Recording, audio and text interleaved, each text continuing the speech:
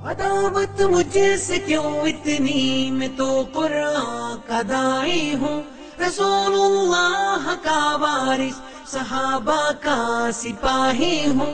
मुझे है कुफर से नफरत, मैं तो हक का फिदाई हूँ। जमाने के हर एक जालिम, हर जाबिर से लड़ता हूँ।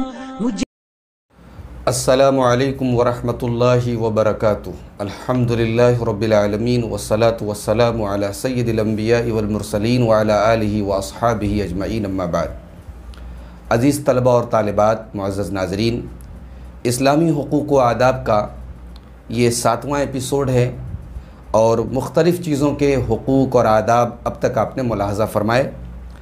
आज सबसे पहले हम इस्लाम की तौहीद के बाद जो सबसे अज़ीम इबादत है नमाज के आदाब को हम जानेंगे कि नमाज के ताल्लुक़ से किन चीज़ों को हमें निभाना चाहिए, बरतना चाहिए और किन चीज़ों को अवॉइड करना चाहिए।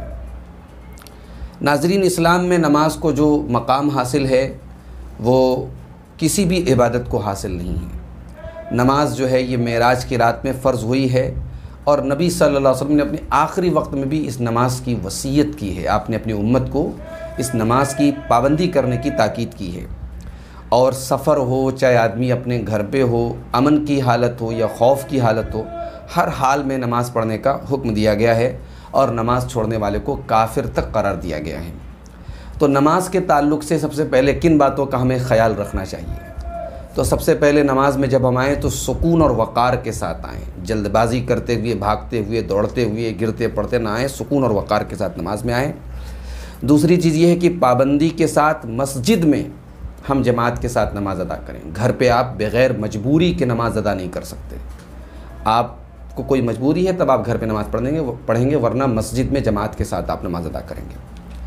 इसी तरीके से कभी ऐसा हो गया कि नमाज का वक्त आया, आप भूल गए नमाज़ पढ़ना या सोए रह गए, तो जैसे ही नींद खुले और जैसे ही आपको याद आए फ़ौरन आप नमाज अदा करें। कुछ औक़ात ऐसे हैं जिनमें नमाज़ पढ़ने से मना किया गया है। उन औक़ात में नमाज न पढ़ें। जैसे ठीक दोपहर के वक्त जब सूरज बिल्कुल आसमान के बीचों बीच होता है, उस वक्त नमाज़ पढ़ने से मना किया गया है। इसी तरीके से सूरज जब गुरूब हो रहा हो, डूब रहा हो, उस टाइम भी नमाज़ पढ़ने से मना किया गया है। और इसी तरीके से सूरज जब निकल रहा हो, निकलते वक्त भी नमाज़ पढ़ने से मना किया गया है। और फजर के बाद सूरज निकलने तक कोई नफिल नमाज आप नहीं पढ़ेंगे और असर के बाद सूरज के डूबने तक आप कोई नफिल नमाज नहीं पढ़ेंगे। ये 5 औक़ात है जो ममनू औक़ात है, जिनमें नमाज़ पढ़ने से मना किया गया है। इसी तरीके से फ़र्ज़ नमाज के लिए अज़ान और इक़ामत कहना है। अज़ान और इक़ामत भी जो है ये ज़रूरी है। क़ब्ल अज़ वक्त के पहले नमाज आप नहीं पढ़ सकते। आप जब भी नमाज़ पढ़ें श्योर हो जाएं कि हाँ नमाज का वक्त हो चुका है, नमाज वक्त के पहले नहीं पढ़ सकते आप। इसी तरीके से नमाज के लिए तहारत शर्त है। अगर आपको वज़ू की हाजत है वज़ू करें, गुस्ल की हाजत है गुस्ल करें, तहारत मुकम्मल हासिल कर लें। और इसी के साथ आपका जिस्म भी पाक हो, आपका लिबास भी पाक हो और आपकी जगह भी नमाज के लिए जो है वो पाक हो। और सतर पोशी यानी मर्द के लिए या औरत के लिए जितना हिस्सा नमाज के अंदर ढका होना ज़रूरी, औरत के लिए तो पूरा बदन कवर होना ज़रूरी है सिवाय चेहरे और हथेली के, और मर्द के लिए उसका नाफ से लेकर के घुटने तक का हिस्सा सतर है वो ढका रहना ज़रूरी है, प्लस उसके कंधे भी ढके रहने ज़रूरी हैं। कंधे पर कोई ना कोई कपड़ा ज़रूर होना चाहिए। इसी तरीके से क़िबला रुख होना नमाज के लिए शर्त है। और खुशू और खुजू के साथ, सुकून और इत्मीनान के साथ नमाज अदा करें। नबी करीम सल्लल्लाहु अलैहि वसल्लम के तरीक़े पर नमाज अदा करें। और जो सुन्नत मुअक्कदा नमाज़ें हैं, फ़जर के पहले की 2 रकातें हैं, ज़ोहर के पहले की 4 रकातें हैं, ज़ोहर के बाद की 2 रकातें हैं। इसी तरीके से जो भी सुनन रवातिब हैं, सुन्नत मुअक्कदा हैं, उनका ख्याल रखें और सुतरा को सामने रख कर के नमाज़ पढ़ें। और अगर कोई मूज़ी जानवर है, सांप है, बिच्छू वगैरह है, तो उनको आप नमाज में मार सकते हैं। कुछ चीज़ें ऐसी हैं जिनको हमें नमाज में बचना जिनसे ज़रूरी है, आइए वो देख लेते हैं। नमाज के अंदर इमाम से पहले रुकू करना और इमाम से पहले सजदे में सर उठाने से मना किया गया है। इमाम से पहले आप कोई काम नहीं करेंगे। नमाज के अंदर कमर पर हाथ रखने से मना किया गया है। खाना अगर सामने मौजूद हो खाने की मौजूदगी में, जबकि खाने का आपकी तबीयत आपकी मचल रही है, खाने के लिए खाने का मन चल रहा है आपका, तो उस वक्त आप पहले खाना खाएं, बाद में नमाज़ पढ़ें। पेशाब और पाखाना की ज़रूरत आपको है तो उसको रोक करके नमाज़ पढ़ना ये ठीक नहीं, इससे मना किया गया है। नींद का गलबा है, नींद आ रही है आपको, तो उस वक्त नमाज़ न पढ़ें, जब फ्रेश हो जाए तब नमाज़ पढ़ें। इसी तरीके से नमाज के अंदर आसमान की तरफ निगाह उठा करके देखने से मना किया गया है। नमाज में बग़ैर किसी मजबूरी के इधर उधर देखने से मना किया गया है। नमाज के दौरान अपने जिस्म से, अपनी दाढ़ी से, अपने कपड़ों से खेलना ये भी मना किया गया है। इससे कब्र की तरफ मुँह करके नमाज़ पढ़ने से मना किया गया है। और नमाज़ पढ़ने वाले के आगे से गुज़रने से भी हमें और आपको बचना चाहिए। नमाज के लिए जमात खड़ी हो गई है तो दूसरी कोई नमाज हम नहीं पढ़ सकते, कोई सुन्नत, कोई नफिल नहीं पढ़ सकते। अज़ान के बाद मस्जिद से बग़ैर किसी मजबूरी और उज़्र के आप नहीं निकल सकते। तो ये वो चीज़ें हैं जिनको हमें नमाज के ताल्लुक़ से, जिनसे हमें बचना चाहिए। मुअज़्ज़ज़ नाज़रीन, अगला जो हमारा टॉपिक है आज का, आदाब मस्जिद। मस्जिद के ताल्लुक़ से हमारी शरीयत ने क्या आदाब बताए हैं, क्या एटिकेट्स बताए हैं, क्या चीज़ें बताई हैं मस्जिद के ताल्लुक़ से, और किन चीज़ों से हमें बचना चाहिए। मस्जिद अल्लाह का घर है और मस्जिद की ताज़ीम समझिए कि अल्लाह ताला ने जिन चीज़ों की ताज़ीम करने का हुक्म दिया है, जो अल्लाह ताला के शायर हैं, जो रिस्पेक्टेड चीज़ें हैं अल्लाह तबारक व ताला ने जिनकी रिस्पेक्ट करने का हुक्म दिया, उसमें से एक मस्जिद भी है। मस्जिद के ताल्लुक़ से चंद बातों का ख्याल रखें। मस्जिद में जब जाएँ तो पहले अपना दाहिना पैर दाखिल करें, मस्जिद से निकले तो बायां पैर निकालें। मस्जिद में दाखिल होने और मस्जिद से निकलने की जो दुआएं हैं वो क़तअन ना भूलें, उनको ज़रूर पढ़ें। मस्जिद में दाखिल होने से पहले अपना मोबाइल वगैरह बंद कर लें। नमाज के लिए सुकून और इत्मीनान के साथ मस्जिद की तरफ जाएं। हमेशा अपने कपड़े, मुंह और अपने जिस्म की सफाई सुथराई का ख्याल रखें और खुशबू वगैरह लगा करके मस्जिद में जाएं। और मस्जिद में बैठने से पहले अगर वक्त है, जमात खड़ी हो चुकी है अलग बात है, वक्त है तो 2 रकात तहियतुल मस्जिद की नमाज़ ज़रूर पढ़ें। और जब सफ़ में लगें तो सफ़ में खूब मिल कर के खड़े हों, टखने से टखने और इसी तरीके से कंधे से कंधे मिला करके खड़े हों। सफ़ में कहीं अगर खाली जगह है तो उसे पूरी कर लें। इसी तरीके से मस्जिद और मस्जिद से जो रिलेटेड चीज़ें हैं, जैसे मस्जिद का वज़ू खाना है, मस्जिद का सहन वगैरह है, उसकी सफाई का मुकम्मल ख्याल रखें।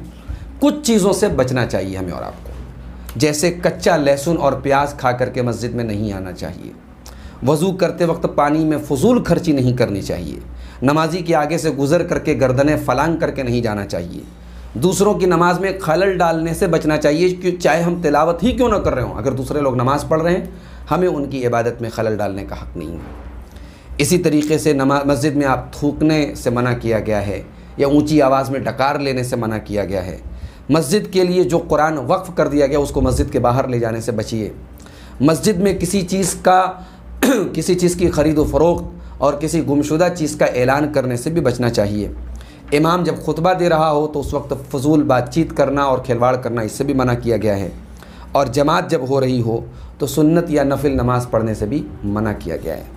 आखिर में एक बात ये याद रखें कि भलाई का हुक्म देना और बुराई से रोकना, इस सिलसिले में मस्जिद का भी बड़ा अहम रोल है।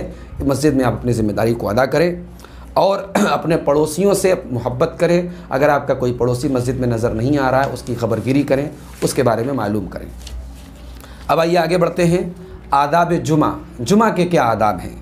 नाजरीन, जुमा ये हफ्ते के तमाम दिनों का सरदार है और ये हफ्ते की ईद है और मुसलमानों के इकट्ठा होने का दिन है। और अल्लाह ताला ने जुमा का दिन ख़ास तौर से मुसलमानों को अता फरमाया है। अल्लाह के नबी सल्लल्लाहु अलैहि वसल्लम फरमाते हैं, सही बुखारी की 856 नंबर की हदीस है, आपने फरमाया कि अज़ल्लल्लाहु अनिल जुमअती मन कान क़ब्लना। अल्लाह ताला ने जुमा के दिन से हमसे पहले के लोगों को अल्लाह ताला ने गुमराह कर दिया। उनको जुमा का दिन नहीं मिल पाया। इस दिन की तौफ़ीक़ अल्लाह ताला ने उम्मत मुहम्मदिया को दी है। जुमा का दिन गुनाहों की माफ़ी और बख्शिश का दिन है। जुमा के दिन कुछ बातों का ख्याल रखें, जैसे जुमा के दिन गुस्ल करें, खुशबू लगाएं, अच्छे कपड़े पहनें, जल्दी से जल्दी मस्जिद पहुँचें। जुमा के दिन सूरह कहफ की तिलावत करें। मुस्तदरक हाकिम की रिवायत है, 3444 नंबर की हदीस है। अल्लाह के रसूल सल्लल्लाहु अलैहि वसल्लम फरमाते हैं, मन क़रा सूरतल कहफ़ यौमल जुमअती अज़ाअ लहू मिनन नूर मा बैनल जुमअतैन। जो जुमा के दिन सूरह कहफ पढ़ेगा तो दोनों जुमा के दरमियान अल्लाह ताला की तरफ से रोशनी उसको अता की जाएगी। ज़्यादा से ज़्यादा जुमा के दिन अल्लाह ताला से दुआ मांगे, क्योंकि जुमा के दिन एक ऐसी घड़ी है जो कबूलियत की घड़ी है। अल्लाह के रसूल सल्लल्लाहु अलैहि वसल्लम फरमाते हैं, सही बुखारी की 5294, सही मुस्लिम की 852 नंबर की हदीस है, इन्न फिल जुमअती साअतन। जुमा के दिन एक सात, एक घड़ी ऐसी है कि जब कोई मुसलमान खड़ा होकर के नमाज की हालत में उस घड़ी को पा ले, यसअलुल्लाह खैरन, और उसमें अल्लाह ताला से कोई भलाई का सवाल करे, इल्ला अताहु इय्याहु, मगर अल्लाह ताला वो चीज़ ज़रूर उसको देगा। और अल्लाह के रसूल सल्लल्लाहु अलैहि वसल्लम ने अपनी उंगली से उस घड़ी को यानी कम बताया कि वो घड़ी बहुत मुख्तसर होती है, बहुत कम होती है। तो जुमा के दिन हम उस घड़ी को पाने के लिए कसरत से दुआ करें ताकि वो घड़ी हमें मिल जाए और हमारी दुआ अल्लाह की बारगाह में कबूल हो जाए।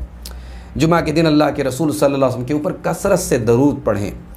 नसई की 1374 नंबर की हदीस है, प्यारे नबी सल्लल्लाहु अलैहि वसल्लम फरमाते हैं, फ़अक्तिरू अलैया मिनस्सलाह, मेरे ऊपर जुमा के दिन कसरत से दरूद पढ़ो, फ़इन्ना सलातकुम मअरूदतुन अलैया, तुम्हारे दरूद मेरे ऊपर पेश किए जाते हैं। कोशिश करें कि मस्जिद में पैदल चल करके जाएं और ख़ुतबे को खूब गौर से सुने, और ख़ुतबे के दौरान अगर आपको नींद आ रही है तो अपनी जगह से उठ करके जगह तब्दील कर लें। जुमा की नमाज़ के पहले तहियतुल मस्जिद पढ़ें और बाद में 4 रकात जो है आप सुन्नत नमाज़ें जो है वो अल्लाह के रसूल सल्लल्लाहु अलैहि वसल्लम साबित है उसको पढ़ें। तो ये वो चीज़ें हो गई जिनका हमें जुमा के दिन ख्याल रखना है। अब जुमा के दिन किन चीज़ों को अवॉइड करना है, किन चीज़ों से बचना है, तो याद रखें, लोगों की गर्दनें फलांग करके लोगों को क्रॉस करके आगे बढ़ने से मना किया गया है। खुतबे के दौरान बातचीत करने, किसी चीज़ के साथ खिलवाड़ करने से मना किया गया है। खुतबे के दौरान मस्जिद में आप पहुँच गए हैं तो बग़ैर तहियतुल मस्जिद अदा किए बग़ैर बैठ जाने से मना किया गया है। खुतबे के दौरान तहियतुल मस्जिद के अलावा और नमाज़ें न पढ़ें। खुतबे के दौरान सोने से भी बचें। खुतबे की अज़ान के बाद यानी जो जुमा की अज़ान है उसके बाद ख़रीद व फ़रोख्त का कोई काम न करें बल्कि सीधे मस्जिद की तरफ जाएं। और ख़ास तौर पर जुमा के दिन रोज़ा रखना और ख़ास तौर से जुमा की रात में नमाज़ पढ़ने से, तहज्जुद की नमाज़ पढ़ने से मना किया गया है। जुमा के दिन कब्रस्तान की ख़ास तौर से ज़ियारत करें। आप कब्रस्तान किसी भी दिन जा सकते हैं लेकिन जुमा का दिन ख़ास करें, ये मुनासिब नहीं है। और आखिर में इतनी बात ज़रूर याद रखें कि जुमा की नमाज़ को पाने के लिए कम से कम इमाम के साथ 1 रकात पाना ज़रूरी है, वरना अगर दोनों रकात आपकी मिस हो गई तो आप जो है यानी आप ज़ुहर की नमाज़ आप पढ़ेंगे, आपको जुमा आपका नहीं माना जाएगा।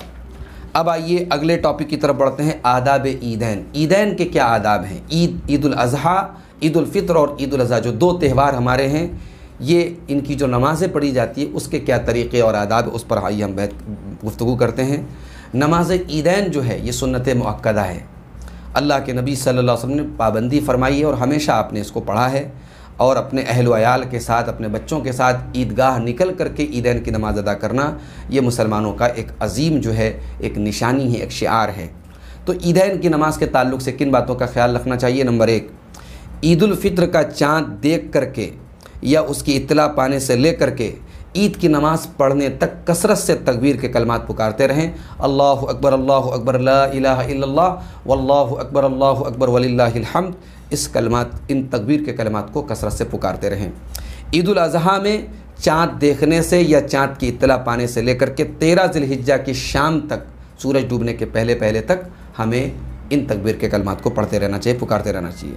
मर्द हजरात मस्जिदों में, बाज़ारों में और घरों में बाआवाज़ बुलंद तकबीर पुकारेंगे, और औरतों को चूँकि तमाम चीज़ों में पर्दा करने का हुक्म दिया गया है तो यहाँ भी वो अपनी आवाज़ पस्त रखेंगी और तकबीर के कलमात जो है वो पस्त आवाज़ में, आहिस्ता आवाज़ में पुकारेंगी। ईदैन के लिए घर से गुस्ल करके निकलें, खुशबू लगा करके निकलें, नए या साफ़ कपड़े पहन करके निकलें, और नमाज ईद की अदायगी के लिए अपनी औरतों और जो है अपने घर के बच्चों को भी लेकर के ज़रूर आप ईदगाह में जाएं। ईद उल फ़ित्र के लिए जब आप ईदगाह जाने लगें तो घर से निकलने से पहले 2.5 किलो हर फैमिली के हर मेंबर की तरफ से सदक़े फ़ित्र अदा करके निकलें।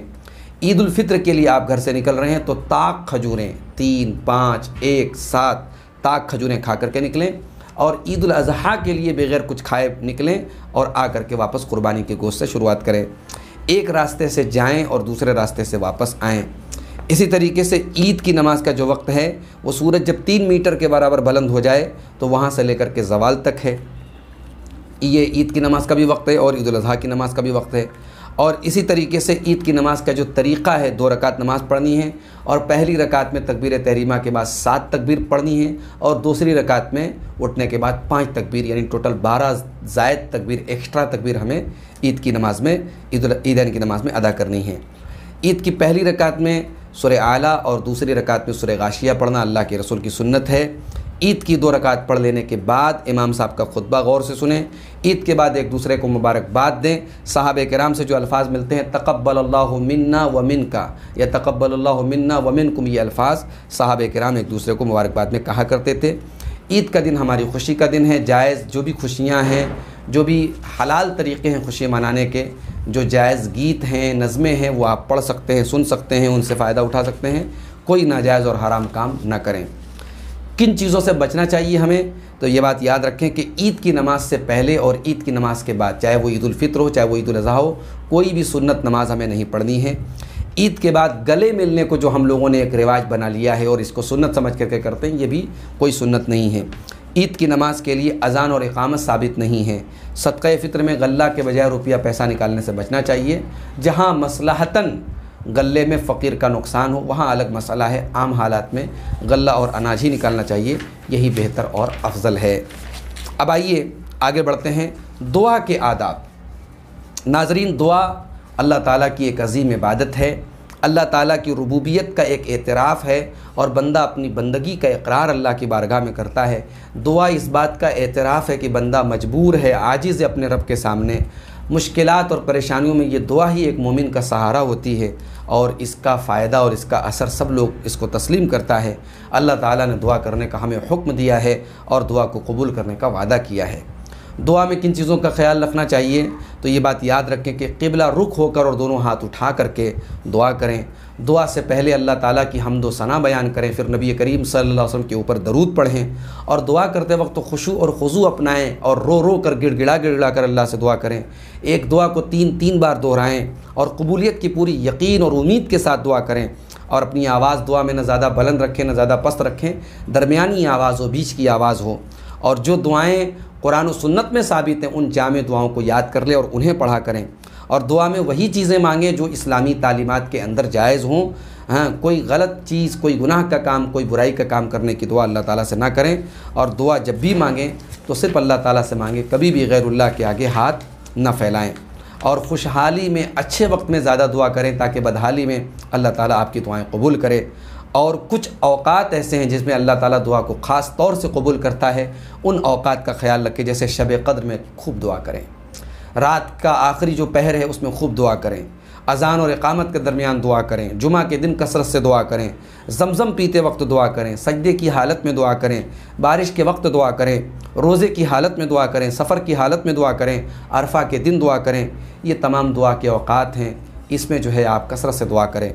जायज़ वसीला लगा करके दुआ कर सकते हैं। जायज़ वसीला सिर्फ 3 चीज़ें हैं। अपने अल्लाह तबारक व तआला के नामों और सिफ़ात का वसीला आप लगा सकते हैं, अपने ईमान और अपने नेक अमल का वसीला लगा सकते हैं और किसी नेक ज़िंदा इंसान की दुआ का वसीला, यानी उससे दुआ करा सकते हैं। ये 3 काम हैं जो वसीला के तौर पे जायज़। कोई चौथा वसीला कुरान और सुन्नत से साबित नहीं है। दुआ करते हुए अल्लाह ताला की नेमतों का एतराफ़ करें और अपने गुनाहों का इक़रार करें। दुआ के बाद आमीन कहें और गायबाना तौर पर पीठ पीछे अपने मुसलमान भाई के लिए दुआ करें। आप उसके लिए दुआ करेंगे, फ़रिश्ता आपकी दुआ पर आमीन कहेगा और वो तमाम चीज़ें फ़रिश्ता आपके लिए भी दुआ करेगा कि वो चीज़ें आपको मिल जाएं। मज़लूम की मदद करके उससे दुआ लें और मज़लूम की बद्दुआ से हमेशा बचें, क्योंकि जो मज़लूम की बद्दुआ है वो जल्दी अल्लाह ताला के यहाँ लौटाई नहीं जाती है। दुआ के ताल्लुक़ से कुछ चीज़ों से बचना है, अवॉइड करना है, जैसे गैरुल्लाह से दुआ करने से बचें क्योंकि ये शिरक है।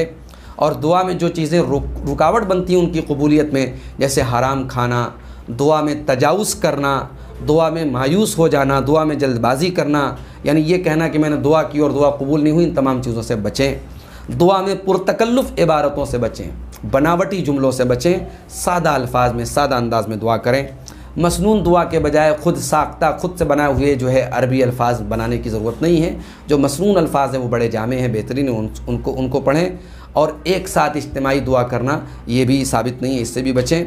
और दुआ के बाद हाथों को चेहरे पर फेरने से भी जो है आम हालात में बचना चाहिए। हमारी इस किताब के मुसन्निफ़ की तहक़ीक़ यही है, लेकिन सही बात यह है कि दुआ में, आम दुआ में हाथ उठा करके दुआ की भी कर सकते हैं और हाथ फेर भी सकते हैं। अलबत्ता दुआए क़ुनूत में हम हाथ नहीं फेरेंगे, बाकी आम दुआओं में हाथ फेर सकते हैं। लेकिन जिस किताब की रोशनी में हमारा कोर्स चल रहा है, इस किताब के मुसन्निफ़ की नज़र में दुआ जो है वो, यानी उसमें हाथ नहीं हम फेर सकते। तो नाज़रीन, ये दुआ के आदाब हैं। और उसके बाद कुरान के तिलावत के आदाब हैं, जिस पर हम पहले आपके सामने गुफ्तगू कर चुके हैं। तो ये चंद अहम चीज़ें थी आदाब और हुकूक़ के ताल्लुक़ से। इंशाअल्लाह बाकी चीज़ें आपके सामने अगले एपिसोड में बयान की जाएंगी। अल्लाह रब्बुल आलमीन से दुआ है, लाल आलमीन इन हुकूक़ व आदाब को हमें अपनी ज़िंदगी में नाफिज करने की तौफीक अता फरमाए। आमीन। वस्सलामु अलैकुम वरहमतुल्लाहि वबरकातुहू।